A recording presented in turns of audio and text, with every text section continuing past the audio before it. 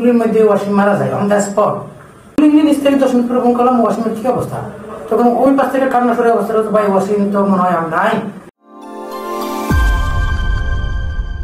16 জুলাই দুপুর 1টায় ওয়াসিম আমার ফোন করে, ভাই আমি তো শিক্ষা বোর্ডের সামনে, আমি কোথায়? কিন্তু আমি বাসায়, আমি তুমি ওখানে অপেক্ষা করো, 16 শহরের দিকে যায় না।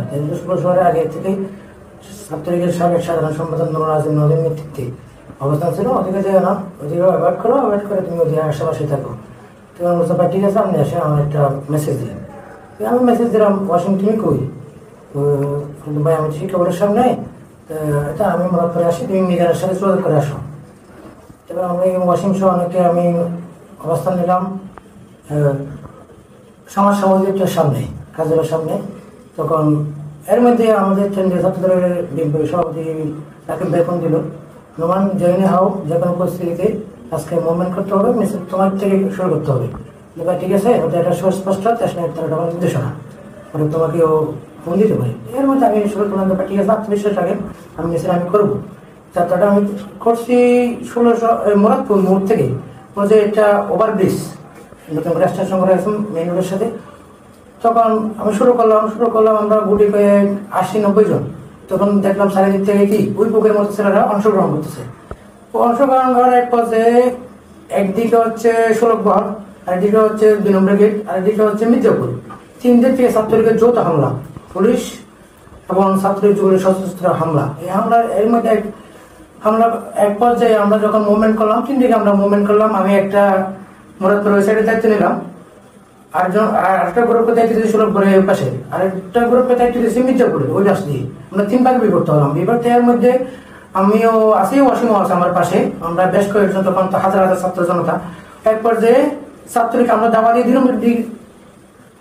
নম্বর গেটের দিকে নিয়ে আসি। এরপরে এরা আত্মরক্ষার্থে এক পর্যায়ে না পারতে এরা মানে নুরুল আজিম নূরের নেতৃত্বে, ওয়াসিমের নেতৃত্বে সরাসরি গুলি করে। ওইগুলির মধ্যে ওয়াসিম মারা যায় অন দ্য স্পট, রাজশাহী শিক্ষা বোর্ডের ঠিক অপোজিটে রাস্তায়। তো ওয়াসিম মারা যাওয়ার পরে আমি কে গুলি গেছে এটা আমি শিওর না, কিন্তু আমি এর মধ্যে কে গুলি খাচ্ছে, অনেকে গুলি গেছে, কিন্তু স্পেশালি ওয়াসিম তো গুলি গেছে এবং মারা গেছে ওটা আমি শিওর ছিলাম না। এরপর আমি নেতৃত্ব দিচ্ছি, আমি ওই পাশ দিয়ে ওই পাশের খবর নিচ্ছি, নিজে ওই পাশ থেকে কি অবস্থা মানে আমি বুঝতে নিতেছি। এর মধ্যে আবার সবাই নিয়ে মাঠে আছে। এরপর যে আমার কাজের খবর আসলো 2:45 দিকে, ভাই ওয়াসিম তো মেডিকেলে, আপনি একটু আসেন। আমি তখনও ছিলাম, তো মনে হয় আহত, ওয়াসিম আহত। এর মধ্যে আমি উইলিং নিচ থেকে 10 মিনিট পরে ফোন করলাম, ওয়াসিমের কি অবস্থা? তখন ওই পাশ থেকে কান্না সরে অবস্থা, ভাই ওয়াসিম তো মনে হয় আর নাই, এখন কি করা যায়? আমি এমন দাস পড়ি মুরাদপুর মোড়েই, তো সবার সামনে আমি কান্না করে দিই। কান্না করার এক পর্যায়ে সবাই বলেছে, ভাই কি হয়েছে? না কিছু হয় নাই, তোমরা মাঠে থাকো, আমি একটু আসি। এর মধ্যে আমি সুনিয়া মাদ্রাসার ভিতর দিয়ে পর্দার দিয়ে বেরোয় আমি আসলাম মেডিকেলে। আমার সাথে ছিল তখন মানবাস্ত্র সাবেক সম্রাট রোমান, এটা হচ্ছে আমাদের সব ছাত্রদল নেতা আতিকুর রহমান জিহাদ। এই 2টা ছেলে ছিল, ওদের 2জনকে নিয়ে আমি আসলাম মেডিকেলে দেখলাম। তখন ড্রাইভার অনেক নেতা ছিল, আমাদের ছিলেন মেডিকেলের অনেক ছাত্র নেতা ছিল। তোমার হচ্ছে ওয়াসিম কই? ভাই ওয়াসিম, ওই 3 জনের মধ্যে একজন ওয়াসিম। তখন একটা চাঁদের আবদ্ধ, তখন হচ্ছে ওয়াসিম লাশ। তখন আমি কান্না করতে, আমি নিজের কার্ড কন্ট্রোল করতে পারলাম, যেহেতু ওয়াসিম ছিল আমার সরাসরি কর্মী, যদি উনি চিরান কলেজে পড়তে কিন্তু রাজনীতি করতো আমার সাথে। তখন উনি আমার বাড়ির একই এলাকা হতো, আমার প্রচন্ড একটা দুর্বল ছিল। তো এর মধ্যে আমি কান্না ভেঙে পড়ার পরে তখন আরেকদিকে চট্টগ্রাম মেডিকেলে সবাই তিনুর নেতৃত্বে এবং ওয়াসিমের নেতৃত্বে আবার চট্টগ্রাম মেডিকেল দিল ভাইয়া। এর মধ্যে আমাদের যারা আমরা ওখানে মেডিকেল ছিলাম, তখন আমরা সবাই জীবনের আশঙ্কায় পড়তেছি। একদিকে তখন আমি আমি কান্না করতে ছিলাম, অনেকক্ষণ ছিলাম। তখন বিভিন্ন মিডিয়ায় তখন পরে দেখলাম আমি ছিলাম, এটা বিভিন্ন মিডিয়াতে আসছে।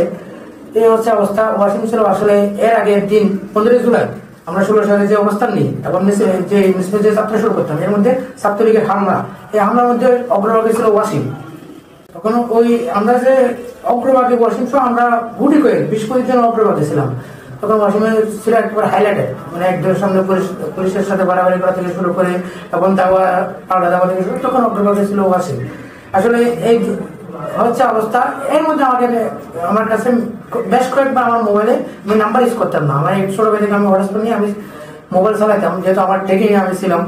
তখন বেশ কয়েকবার দেশ নায়ক রহমান সরাসরি আমাকে ফোন ছিল, আমি রিসিভ করতে পারিনি। এরপর ওই দিন 16 জুলাই রাতে আমার সাথে আমার ওনার ফ্যামিলির সাথে উনি আমার মোবাইল থেকে কথা বলছে, যদিও এই কথা বলাটা আমরা তখন মিডিয়ার সামনে যেহেতু একটা রাজনৈতিক রূপ নেবে, রাজনৈতিক আন্দোলনের রূপ নেবে, ওটা আমরা হাইড করে রাখছিলাম।